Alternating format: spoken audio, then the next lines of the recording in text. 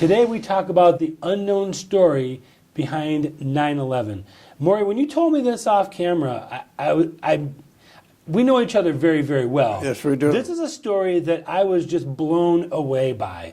What is the connection between 9/11 of 2001 and of the past? It's the most interesting story because it involves my personal family. I'm sure very few people have ever heard of John Sobieski, who was not only the king of Poland and Lithuania and the Baltic states, great military leader. I was told even from the time I was a little child that my family were the direct descendants of John Sobieski, the greatest king ever in that part of the world at the time that he was around, which was in the 17th century. Now, for background, there was a horrible war between the Catholics and the Protestants in the 17th century, from 1618 to 1648. It was the war. It killed off 1/3 of the population of Europe, and at that particular point, the Ottoman Empire, which was really the basic empire of Muslim strength. The only thing, if you were a Muslim, you were either Ottoman Empire Turk, or you were just an outsider. And they were powerful, and they were rolling over everything. Because of the weakness of Christianity by killing itself off, fighting the Catholics against the Protestants, put themselves in a position of not being able to defend themselves against the Ottomans, who were on the roll.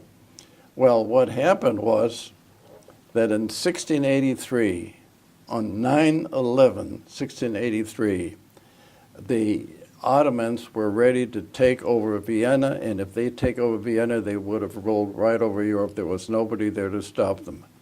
Now here's where the interesting situation develops. My great-great-great-grandfather, 12 times removed, John Sobieski, the king, came up with an idea, and he said, we can't fight hundreds of thousands of Turks who are ready to sweep through Vienna and then through the rest of Europe.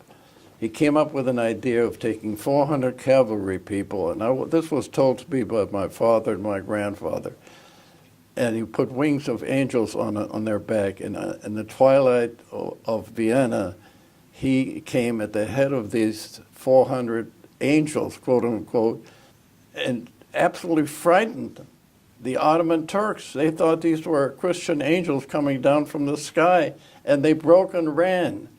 And out of that came a total reversal and saved not only Vienna, but it saved the Christianity, and it saved our modern system of whatever we've accomplished since that time.